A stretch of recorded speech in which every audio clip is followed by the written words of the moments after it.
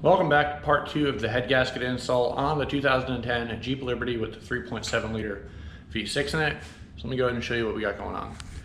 So if you're not familiar, this is the Jeep. You probably just came from part 1, so you've seen it come to this point in time.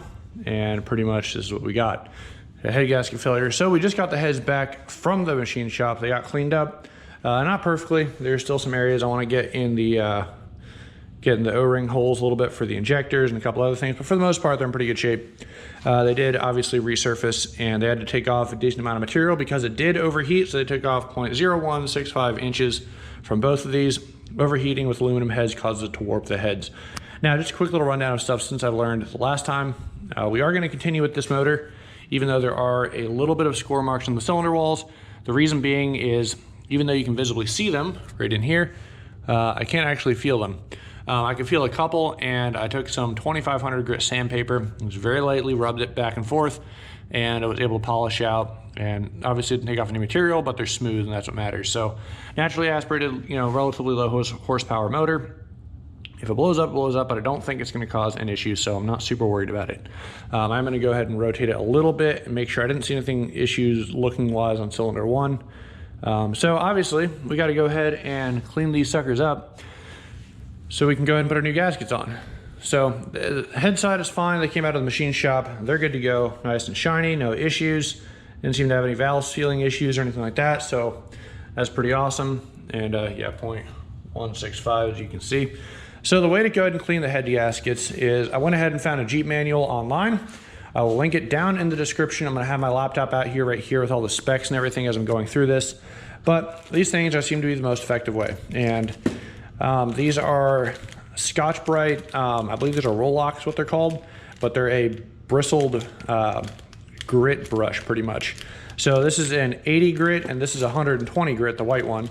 And according to the manual, they say this is the most effective way to clean these. It has a drill attachment right here. You can see there's a little adapter. It goes on your drill, and you're gonna see me do this, or an air drill or whatever. Cover up the areas you don't want a giant mess in. It shouldn't cause much of one, but just to be safe. And it's gonna clean up our gasket surfaces and get it ready for a new gasket to go down. So it's pretty popular to do this. I was not aware of that. We also got all our parts in. This is a new head gasket set. With the new gasket set also came new valve seals. Put this back, not sure why that's out. So there's new, I believe they're a plastic valve seal, but there's new valve seals in here as well. I brought them to the machine shop and he installed them for me. The total price for the head work came to 230 bucks. We're not reusing the head bolts. I just have them out here. These might be actually okay to reuse, but I'm not going to. According to the Jeep manual, what you do is take a straight edge and run it across the bolts. And if at any point the threads don't touch the straight edge, it means it's been stretched and it gets a little bit thinner where it gets stretched, and bolts no good after that. These don't look stretched, but again, not taking any chances. We have new head bolts and everything like that, new gaskets, not playing games with this. So that is the plan. Sorry for a little bit of a wordy, lengthy intro. Without further ado though, we're gonna go ahead and hop into this. So I'm gonna start with cleaning up the heads, or cleaning up the block side of things. And then from there, we'll kind of keep going. We gotta go ahead and take off like the old gaskets and stuff like that. Doesn't need to be on there. We can take all this crap off. And we got new gaskets as well. But we're gonna go take all that stuff and just gotta get the block ready for install. All right, so just tore through the box looking for all my parts, and freaking head gasket bolts. Ordered a set of Felpro on Rock Auto. At least they included the small ones. And they totally only included one set per box. They were very not specific, because for the same price on a different brand, you can get the full set. So 16 and 8. So that's irritating. If you order Felpro, you're only getting the one set and one set. So that's kind of annoying. But went ahead and started using the 80 grit. I went and tried the 120, couldn't get a good, it wasn't taking off really anything. The 80 seems to be doing better. I'm not entirely sure if I need to keep going on this or not. So you can kind of see like that right there. I don't know if that's old gasket material or just discoloration. I can feel it on my fingernail, so there's something there. That's pretty smooth. I don't feel anything there. That's water jacket hole. Like the water jacket hole, I don't really care that much about. It is taking some of it off, but again, like it's a little corrosion. It's not that big of a deal. This black stuff though, that I'm not sure. That could be gasket material. So I need to look up to a little more ways to see if there's better ways to clean that off. I'm worried if I keep hammering at it, it's gonna start taking off metal, and by the time it gets this, it'll have a groove pretty much. So keep going and see what we can do. Pretty much the way I'm doing it, have it in your drill, and you don't want to press too hard with this. You're just going to go ahead and like so, just run it around. Two hands obviously is a lot easier to control, and it'll start taking off and cleaning stuff up. So pretty much what I'm doing.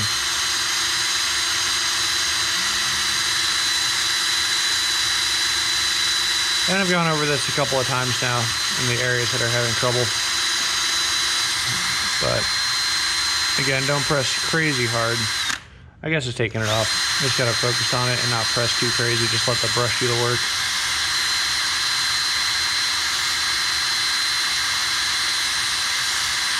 So we'll get there.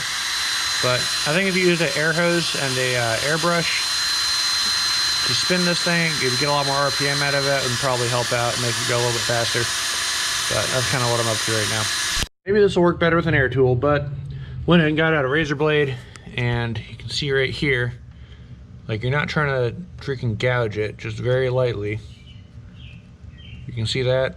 That's all old gasket coming off. So definitely would have caused, in my opinion, could have caused another potential leak to happen right there. We're not obviously going toward the end of the metal, but very carefully I want to get that old gasket off. So yeah, see all that right there? In my opinion, I'm going to go ahead and use this thing to get it. I don't think we're going to hurt anything, and it should be good, especially like around the water jacket, the sealing surface. And then we'll hit it with that drill bit again and make sure we're clean. This also does a decent job of getting off any kind of like coolant buildup. Like right here, I don't know if you can see that coming right off. And then very carefully, we're not trying to gouge up the metal once again, but I think that's probably the more effective way for some of this stuff. All right, so post razor blade, stuff comes off way better. Just lightly going over it.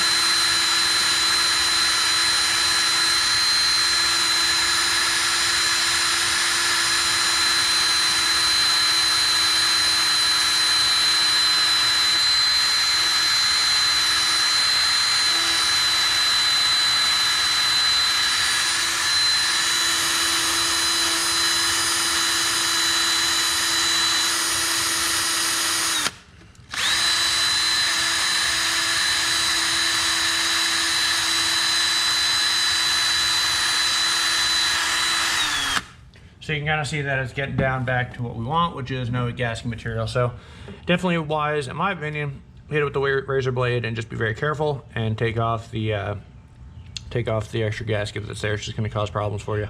All right, so that seemed to work out pretty well. The head's looking pretty dang clean, in my opinion.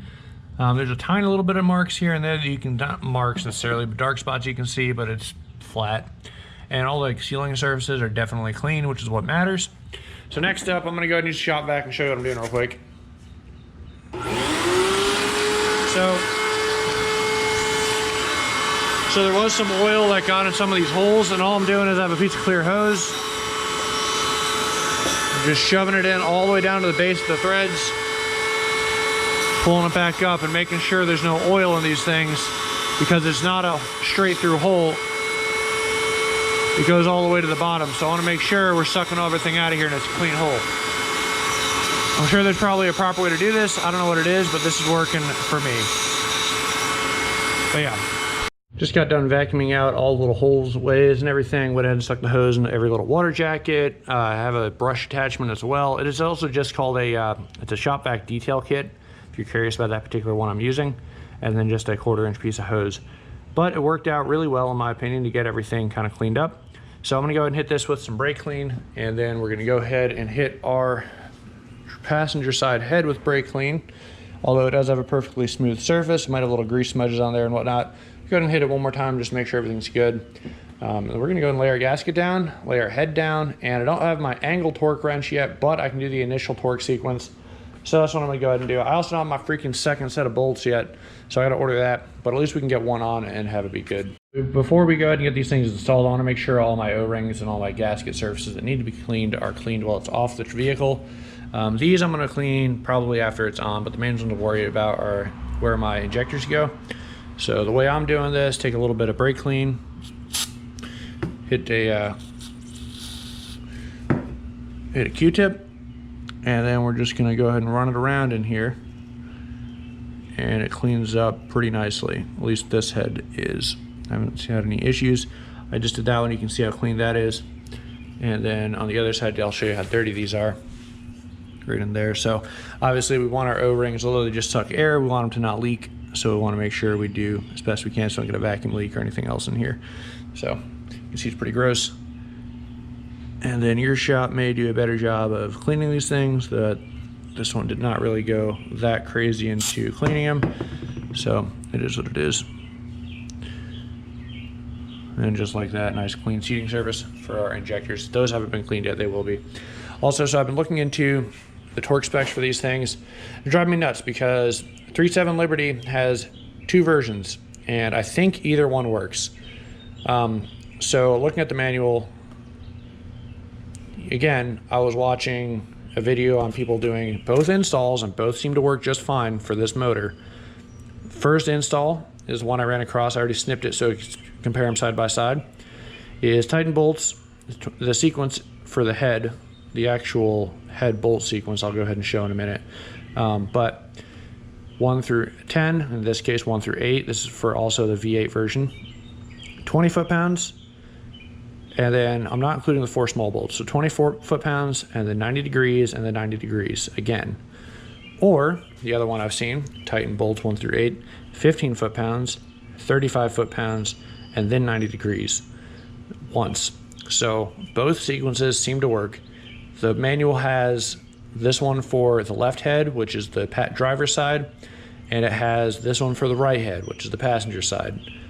They should equate to the same thing. I do not know why they have 2 separate sequences. It is very weird. Watched a bunch of videos at this point of people installing both and doing them both equally on both sides without any problems. So the one I'm going to follow is going to be the one that says 15 foot-pounds, 35 foot-pounds, and the 90 degrees once. For the small bolts, it's going to be, where are we at? 18 foot-pounds for them all around. So that's where we're at. On this one, it says the small bolts to 10 foot-pounds and then to 19 foot-pounds final. This one has it set to 22 foot-pounds final. So a few extra foot-pounds probably isn't going to hurt anything. But it's just something to be aware of. It is kind of funky. It's funky. I don't know what's up with that. But I'm going to go ahead and finish cleaning up these surfaces. We got some gasket stuff here and some areas around here that just aren't quite where I want it. Then we're going to go ahead and set our heads down and start the bolt sequence. I also wanted to point out something that I found interesting. It says very explicitly in the manual, cylinder head bolts are tightened using a torque plus angle procedure. The most bolts must be examined before reuse. They are not a torque to yield design, but if the threads are necked, bolts should be replaced. It says right here, head bolts are tightened using an angle torque procedure. However, the bolts are not a torque to yield design. Very interesting. So my understanding as to why you would use an angle versus using a torque spec is because the angle is more accurate at higher specs. Although torque wrenches are pretty dang good, from my understanding, once again, once you get to a lower consistent torque and then do everything to a certain angle, it'll be the same torque all the way across. But a straight edge, this is probably the straightest thing I own right here on this vise. Take it, and you can see right there the threads all touch the vise evenly. There's no stretched threads. So these are probably fine to reuse. Once again, I have new bolts that I'm going to be using, but it's just something to be aware of. The small bolts that go up here all need to have a, Mopar grade Loctite on here. It's not really a Loctite, it's more of a sealant. Wow, it's more of a sealant because they go directly into the water jacket right here. So these 1, 2, 3, and 4. There's a 5th one. What am I missing? Okay, so that one up there isn't actually a bolt hole, so it's 4. It is 1, 2, 3, and 4. And these all have sealant on them. The kit from Felpro, I bought the new ones, has the sealant already on there. So we should be good to go and not have any leaks. So I'm gonna go ahead and finish prepping this side up real quick. We're gonna do this one first because I already have the new bolts for it. The other ones I have to order new ones, like I said. And then we can go ahead and get this procedure underway. I'm gonna go ahead and use the razor blade and just scrape off some of this gunk and make sure everything looks good to go. All right, so what I'm gonna start with, go ahead and get a clean rag. These are all dirty now. Start with cleaning up our gasket surface. So we got some brake clean right there. We're just gonna go ahead and clean up our gasket surface, make sure there's no dirt or anything on there. you saw earlier, I already vacuumed out all my holes and wells and everything. Should be good. Nothing in there. To ensure the cylinders are nice and happy, I'm gonna go ahead and take another rag, put some WD-40, or not WD-40, I'm sorry. Take another rag and put some 5W20 on there and lubricate the cylinder walls just a little bit. That middle one's not gonna get any, the other two will. It will smoke a little bit on startup, but it will also help keep everything happy. So next up, we're gonna take our gasket and lay it down.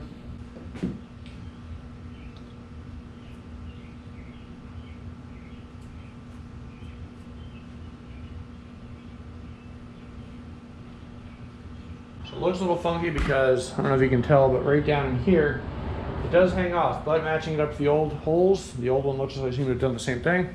All right, so as you might imagine, it's very important to make sure we don't touch our sealing surface. Because it's already been machined, we want to make sure it stays extra clean. So we'll have a clean side of our rag, and these are used for detailing the Mustang and the truck. So I know they're pretty good shape for do not scratch paint, should be good enough for a gasket. A little bit of this stuff, and go ahead and wipe everything down.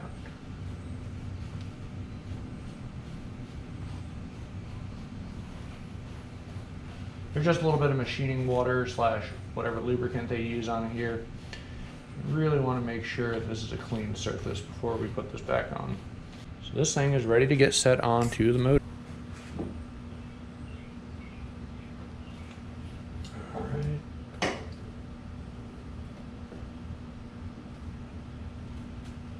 And just like that, she's set down. No issues. All right. So now we're going to go ahead and drop our cylinder bolts in there, cylinder head bolts. All right, so I'm going to lay these bolts right here for now. And according to the manual, they need to be lubed up with some fresh engine oil. So take our fresh oil right here, I'm going to put it on the rag. I'm going to go ahead and drop in all 8. The order for right now doesn't really matter. Alright, whole purpose of lubing up the engine head bolts is so that you don't want the threads to bind up and screw up your torque reading. Basically what it comes down to.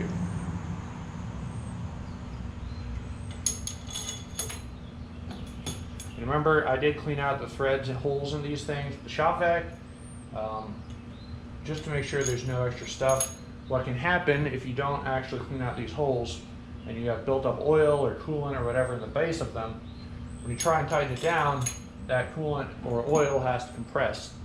And it's gonna just compress. It might, worst case scenario, crack your block. Best case scenario, it just gives you a false torque reading so it thinks it's tight.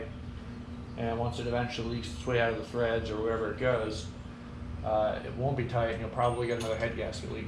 So, just something to be aware of when it comes time to actually make sure these suckers are tight.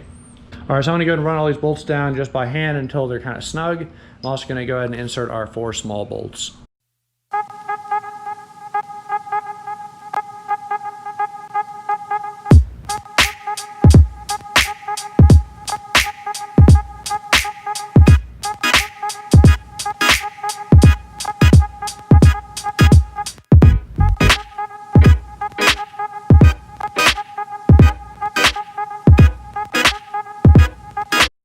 All right, so we got our torque wrench. Went ahead and grabbed a Quinn right here, brand new, about 160 bucks from Harbor Freight, or 130 with a coupon. But it has everything we need. It has torque to angle and it has our foot-pound setting. So let's go ahead and get started. First up, we're doing a pass of 15 foot-pounds.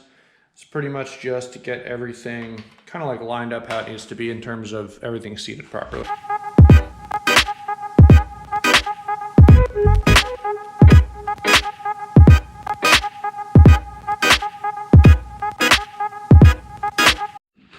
All right, so we just hit it 3 times at 15 foot-pounds. I just want to say, if you guys are on the fence about this fence, or on the fence about this wrench, I think it's awesome. I love it. Been dealing with the click type Harbor Freight Pittsburgh wrench for the longest time. This Quinn is sick. So now we're gonna go ahead and so I did 3 passes to make sure that each bolt was actually at 15 foot-pounds.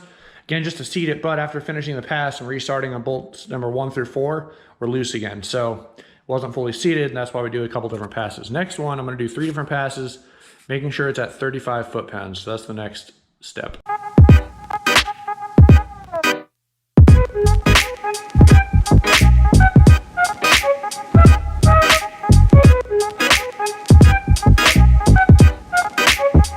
All right, so next up, we're tightening the next couple to 18 foot-pounds. Whoops, too far.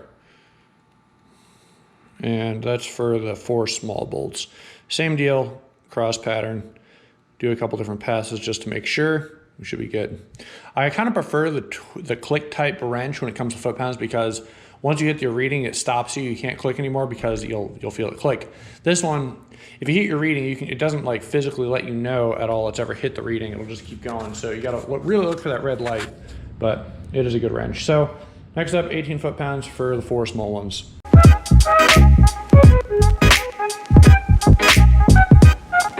All right, so this is where it gets fun. Tighten the next bolts to 90 degrees. So we're gonna go ahead and power off. Make sure you kind of reset it. We're going over 2 degrees.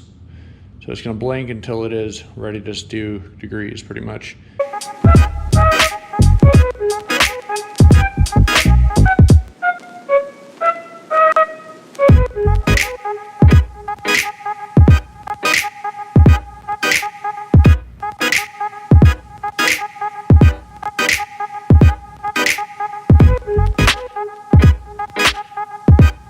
Not gonna lie, sweating a little bit from that, but all done 90 degrees, so it's what it said to do, that's what it do. Next up, we gotta go ahead and set our little bolts to 22 foot-pounds at final torque, and then we will be done bolting down the head. All right, so that went ahead and finished off. That head is finally bolted down, super nerve-wracking. That last one in the back, man, sketch feeling. Just pull it down, and right before I hit 90, it felt like it got a little bit looser and then tightened up again. And I'm just like, that type of stuff freaks me out. I don't like that. But it is bolted down now, so that's good on that side. We're gonna go ahead and clean up the surfaces. I didn't show you guys doing it to this side, so we're gonna time lapse through it on this side real quick. Clean up the surfaces, get everything ready for this side's head and head gasket to go on.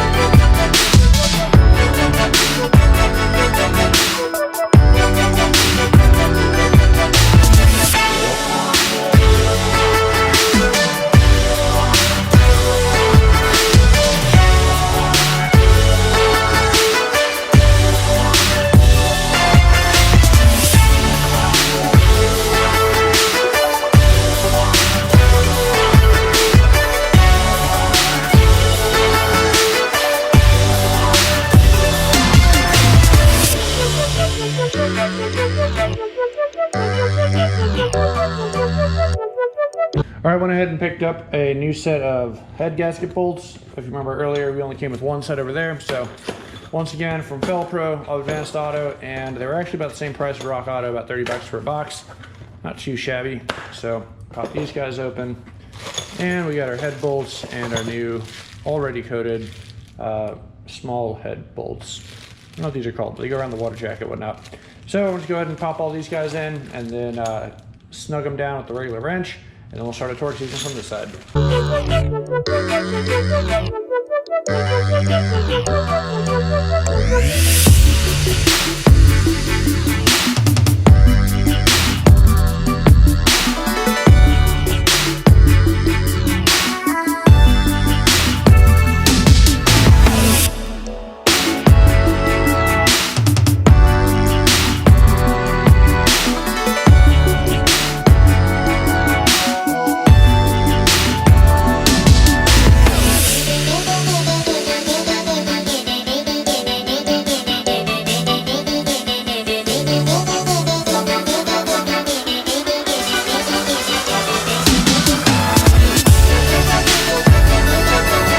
Alright, so according to the shop manual, this side has a slightly different torque sequence. Again, I'm confident that it'll work either way. I've seen it done both ways, but we're gonna use the other one for this side.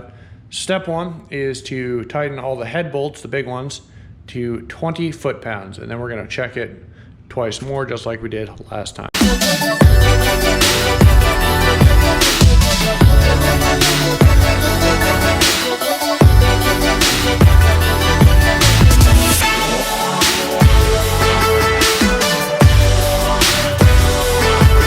So next step is to tighten the 4 small bolts to 10 foot-pounds. My wrench only goes down to 12.5. It's really not gonna matter that much. The end torque for these is gonna be 19 foot-pounds though, so 12 and a half, 10, it's whatever. So I'm gonna go ahead and do that now.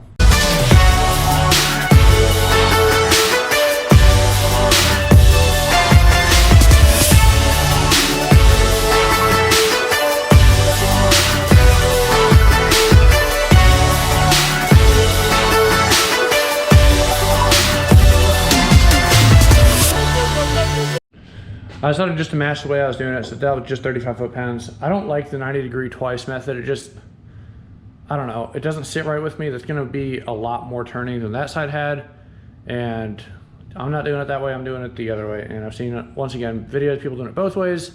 Seems to work for them, but I like the torque and then 190 at the end. That's what I like, so I'm gonna stick with that one. Next up, we do the 90-degree.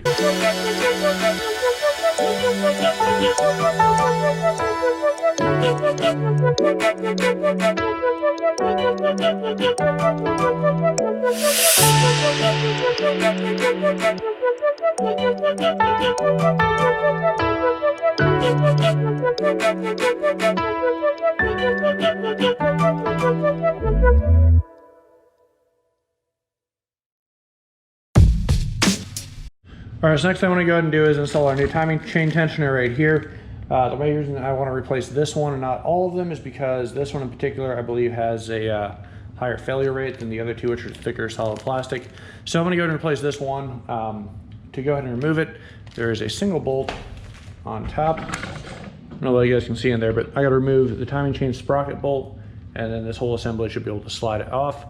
And then we'll swap out our tensioner and pop it back on. So I'm gonna go ahead and do that off camera, and I'll tell you the torque specs. No, this bolt's 35 foot-pounds.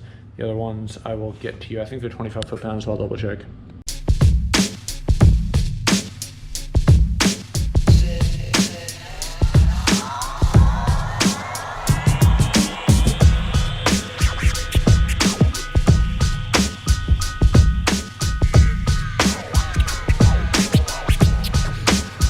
All right, so right here is the timing gear set, and this I'm just leaving. As you can see, I marked it and everything right there.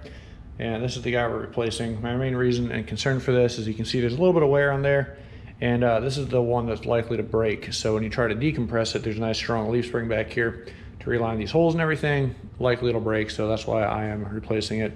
And just for longevity, if anyone's gonna break, you don't want the primary, because that'll, well, really any of them, but the primary will fuck up all sorts of stuff. So you go ahead and put our new tensioner on. We got 2 bolts, and the third one is in that pile, make sure I find it. and then we'll go ahead and I'll give you the torque specs and put it back on. All right, so looks like the manual says 28 Newton meters and it doesn't give a foot-pound reading, but that equates to just about 20.8 foot-pounds. So that's what we're going to go ahead and install this with.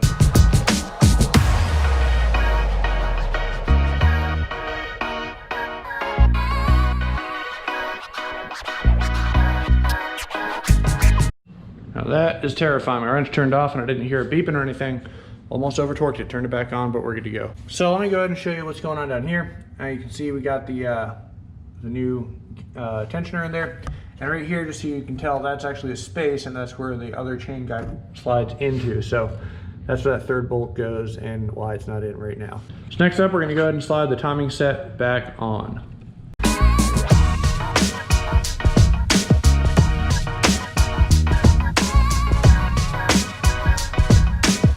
This bolt right here that goes into the timing chain sprocket is bolted down to 25 foot-pounds.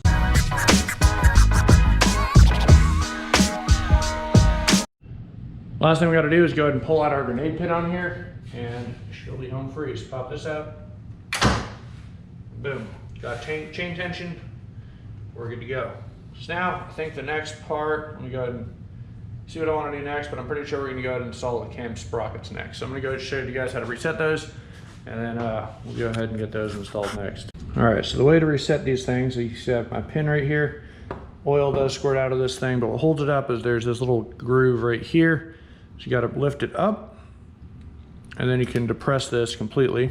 Right now I can't depress it. Lift up, depress it all the way down.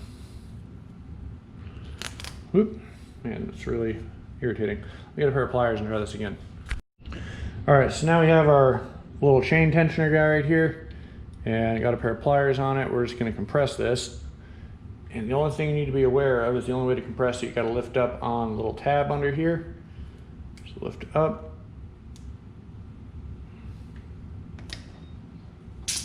And it compresses all the way down. We can stick our pin back into here, like so. So you saw that oil squirt out. These are hydraulic, which means there's oil pressure that gets shoved in here somehow. It comes out in oils. My assumption is the timing chain as it rolls across it. Maybe not, I don't know. I realize there's a thing in the way, so it would make sense. But yeah, so this is pretty much reset for the one side. And we're gonna go ahead and put our sprocket back on before we actually set this guy in there though.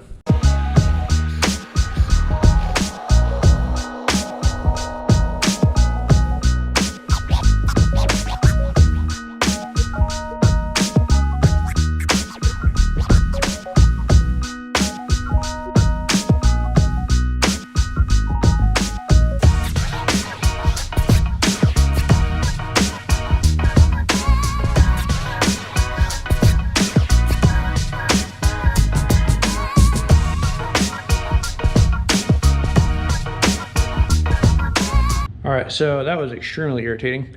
Totally slipped timing. As soon as I was trying to rotate the camshaft, it slipped on the gear side when it caught.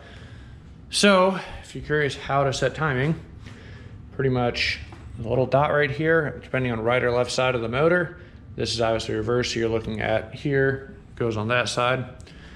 Liner dot up there. And on this side, there's two dark dots, which you might be able to see, that line up with this hole. So there you go. There's better videos and stuff. I'm gonna go ahead and take a pause from videoing, and I'm gonna go ahead and get the timing set installed because this is stressful and very annoying. Once installed, pick back up and put everything back together. Time for a little progress update. So I figured out the timing situation. Not everything is installed yet. This side's good. This is still loosely on here. I need to actually wait. So what I screwed up with when I was doing this is I didn't have my guides in yet. So when I snipped the zip tie and it was under tension, it skipped a tooth. So I reset it and it did work out for the better. There's another little gear. Let's see if you can see it in here. You might be able to see that little gear back in there. So that gear actually needs to line up with another dot, needs to be top, up, and down.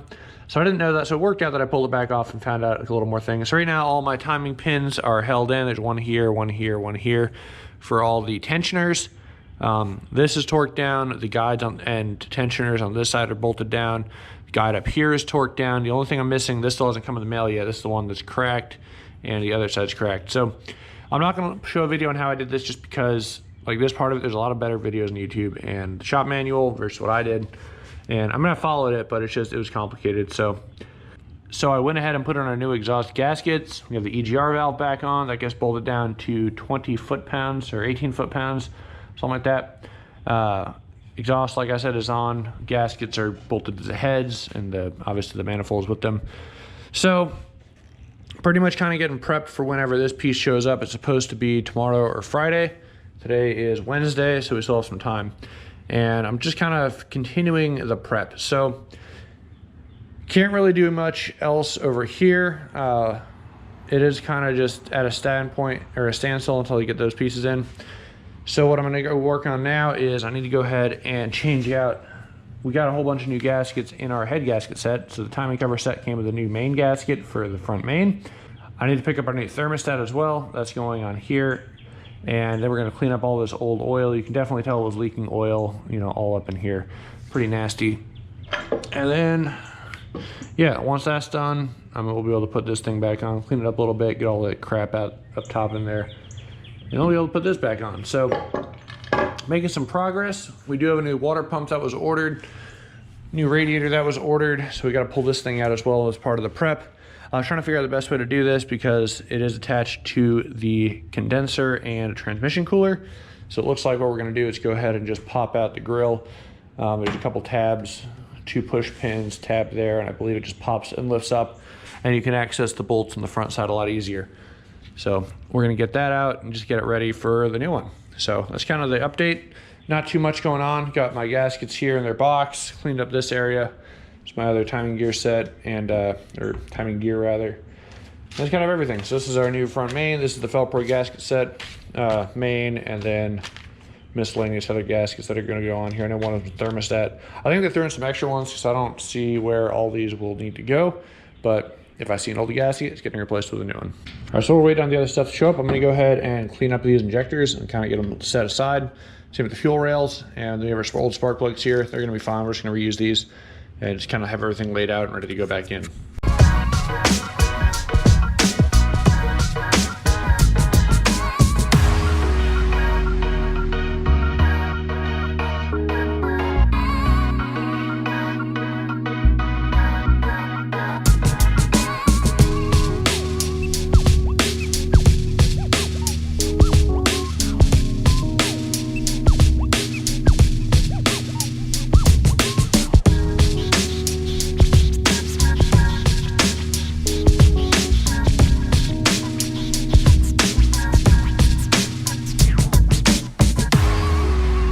Well, started cleaning spark plugs. No point now. Check that out. So, looks like the corrosion from having so much coolant in there for however long it was in there stayed right through the spark nostril. So that's done. I'm just going to go ahead and get new plugs, and we're not going to reuse these guys. All right, so next up, I'm going to go ahead and clean up this timing cover, and we'll go ahead, pop out this guy, put in a new seal, and pop off thermostat housing and put on a new thermostat.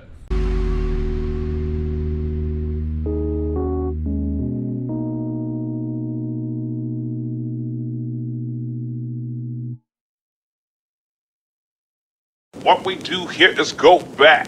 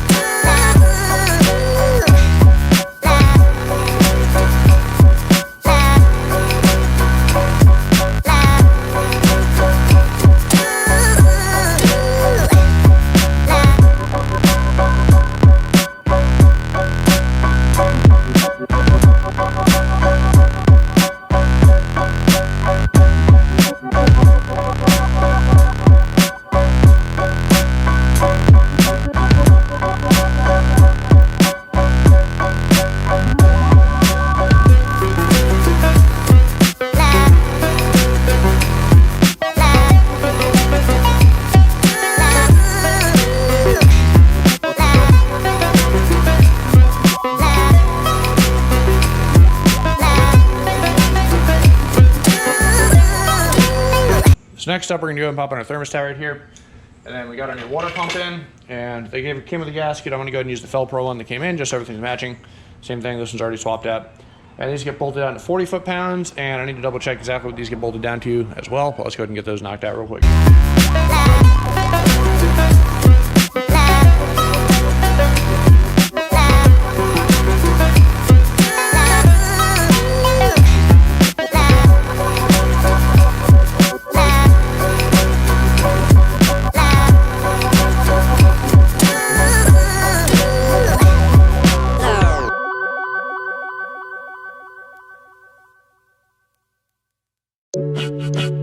And then these bolts right here are gonna get torqued down to 105 inch-pounds.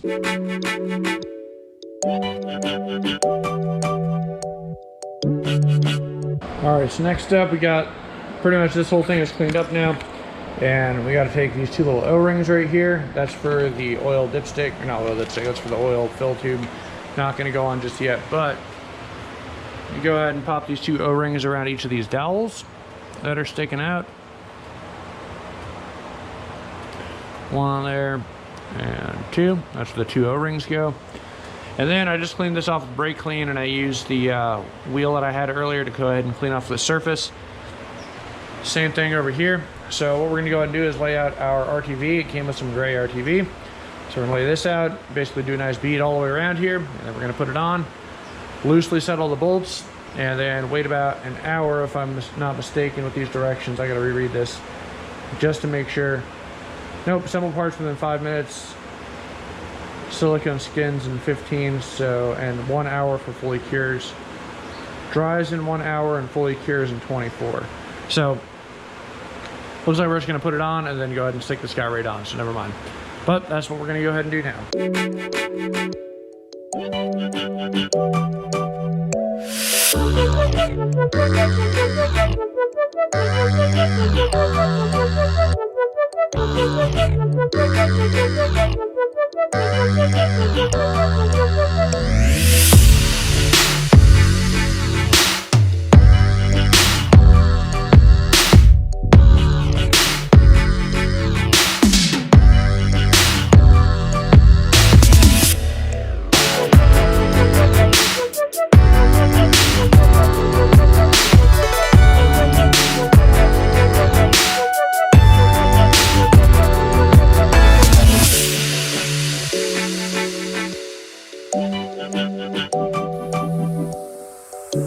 Just like the water pump, these are all going to get tightened to 40 foot-pounds. So we're going to next, and we're going to go ahead and knock that out for the timing cover, and that'll be installed.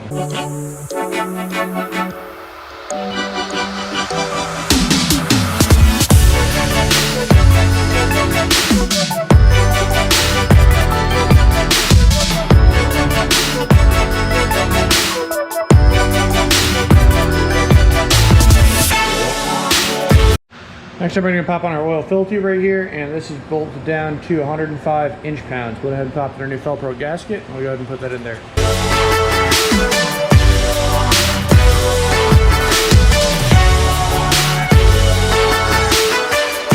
So next up, we're going to go ahead and install a balancer right here, and I'm going to set this on, and then we're going to go ahead and press it on with the balancer bolt. Now, it's not super suggested that you do this, but I've done it a couple times in a pinch, and it's worked out fine.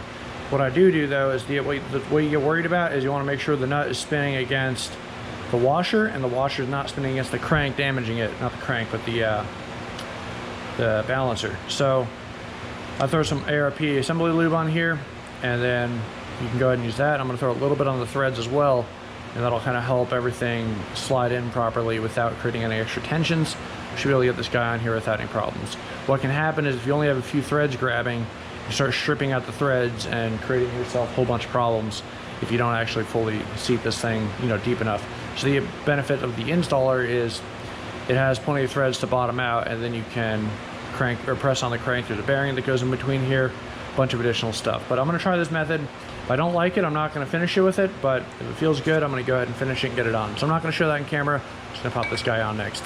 All right, so don't forget, putting ARP lube on the actual threads is going to mess the torque readings a little bit. So I went up to about 120 foot-pounds, and that's just to be sure that I don't accidentally stretch the bolt or go too far. By making it looser, it'll start having more friction and keep tightening. Kind of what I'm understanding based on how the head bolts went and a couple other bolt torque readings they've been talking about.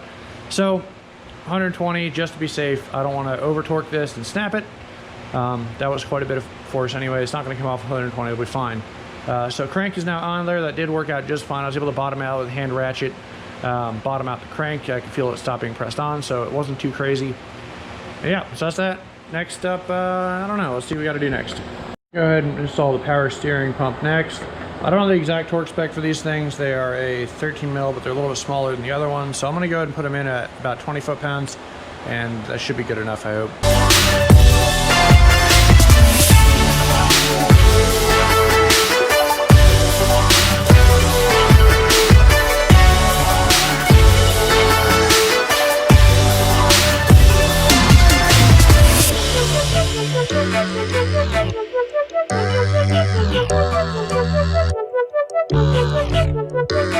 Decided to just play it safe, and I did 18 foot-pounds for the power steering pump.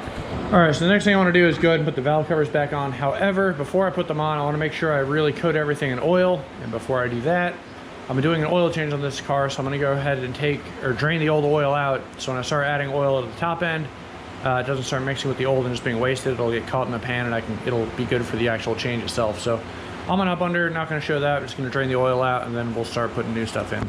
Next up, we're gonna go ahead and get all these valve covers lined up and get everything changed over, new gaskets, new little bolt seals. Then we'll go ahead and get the valve covers on after oiling down the valve train.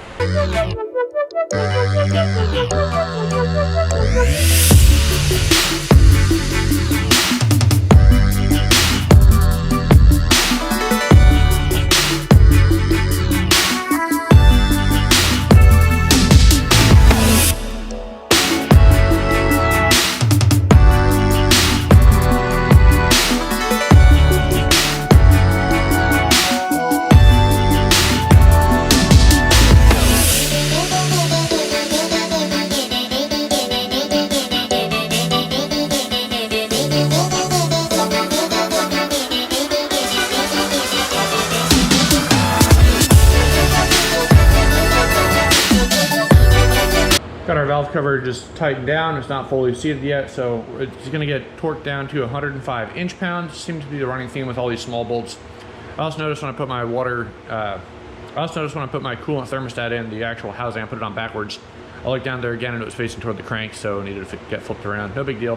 When I put oil over top of it, to keep everything, nice and lubricated when it starts up, it's gonna take a second for oil pressure to build up and go throughout the whole motor, so you wanna make sure it has a nice film of oil to keep everything happy.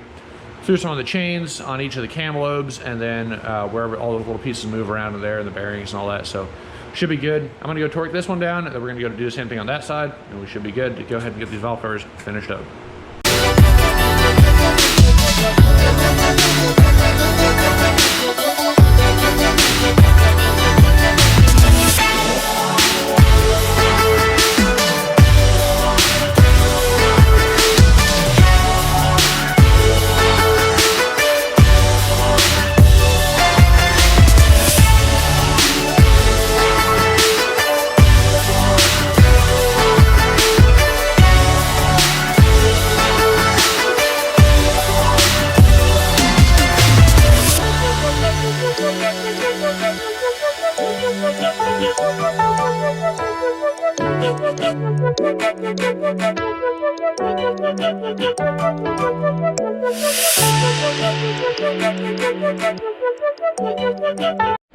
Alright, so next up we're going to go ahead and swap out the intake manifold seals. The Felpro head gasket set came with new ones.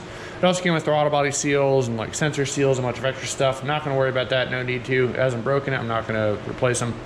So we're just going to go ahead and knock out these 6 and then set the intake manifold down on the Jeep.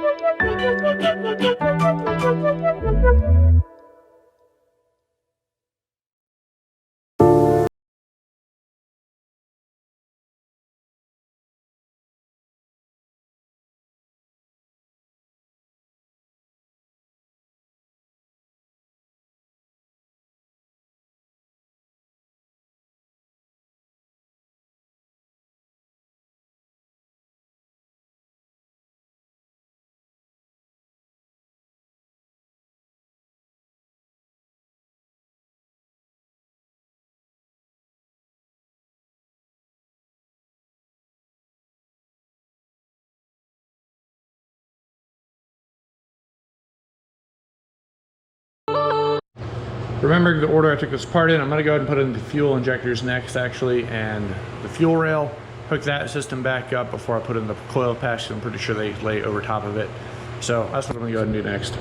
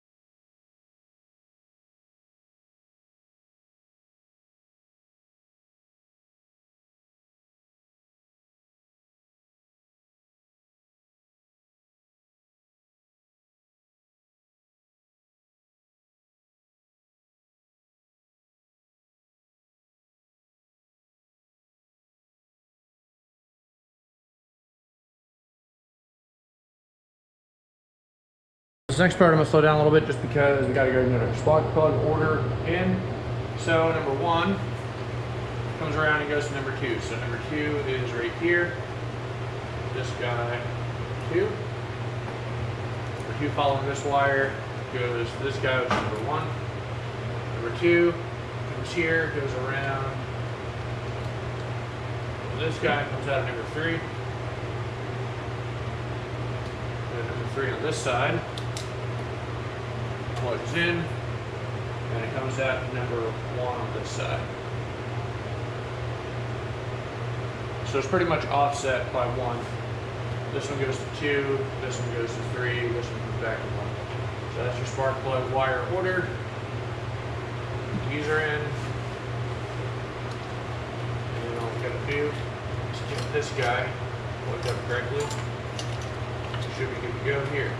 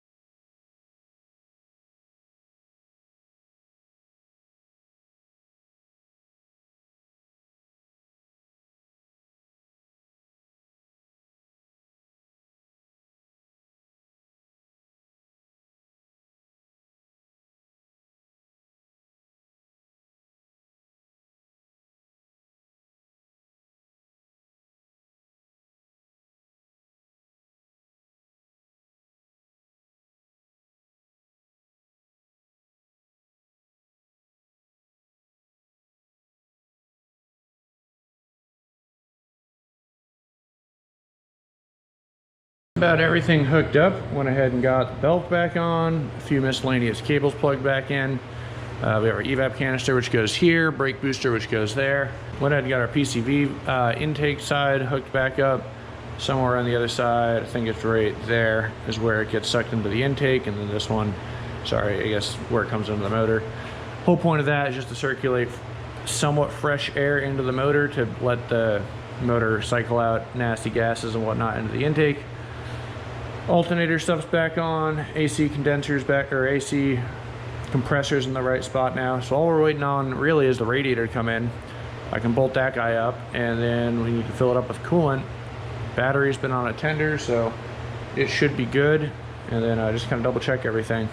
I do have one exhaust bolt on the flange on that side I need to tighten up before I can start it. I mean, I could start without it, but it just create a nasty leak. Oh, and I gotta fill it up with oil. Actually, I'm gonna go fill it up with oil right now before I forget. We have a new filter.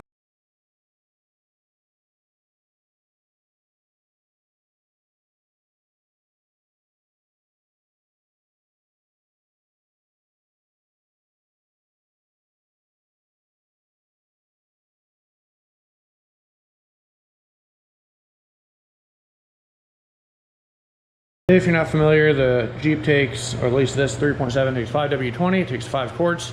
And then I went ahead and used full synthetic high mileage. And the whole point of high mileage is it's basically normal oil, except they add extra additives that help swell up the engine seals. And the point of that is to make sure there's no oil leaks on motors that are higher mileage. Most of these seals were just replaced, as you saw in this video. However, there are some on the backside, mainly the rear main seal and rear gasket cover.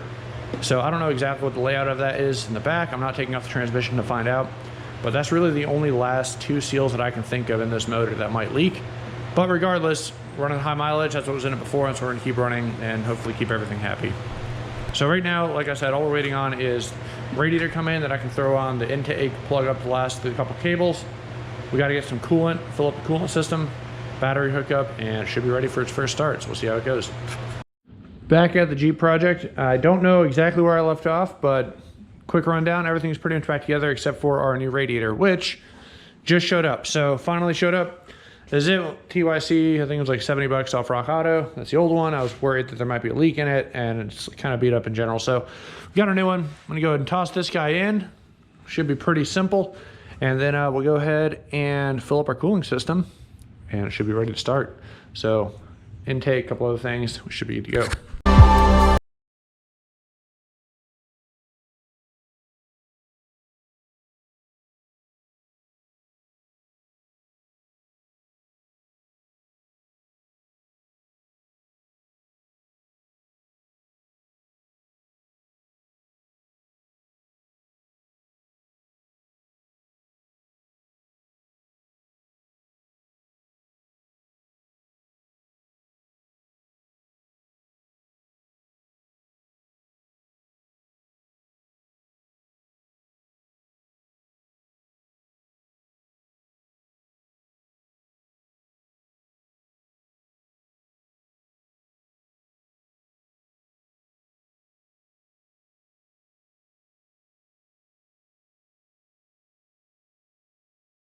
The button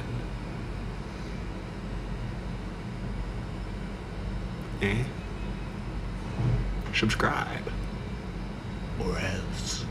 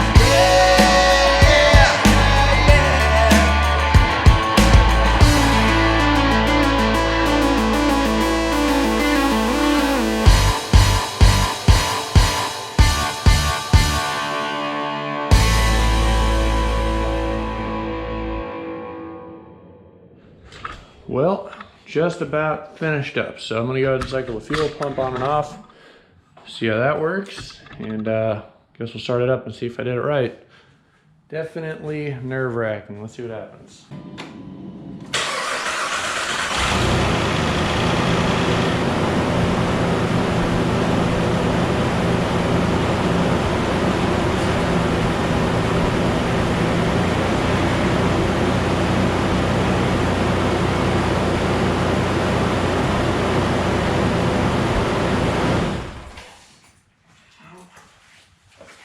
Well, initially sounds pretty good. Totally forgot I have a bolt on that side I need to tighten up real quick for the exhaust. So there's a small exhaust leak.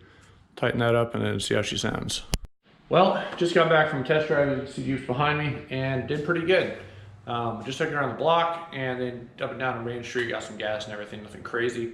So unfortunately, this is one of those things where there's no immediate things that stood out. I did forget to plug in a map sensor, so I had to go and plug that in.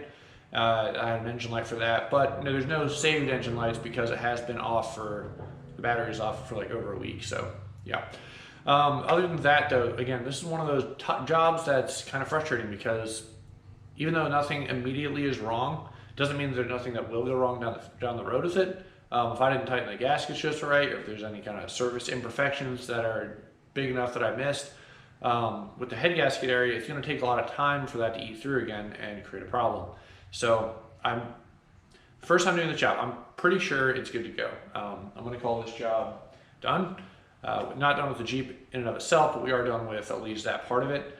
So thanks for watching, guys. That's going to do it for the drive and everything like that. Sorry you guys didn't get to come along, it's dark out, but I did test everything out, and like I said, feels pretty good, no issues.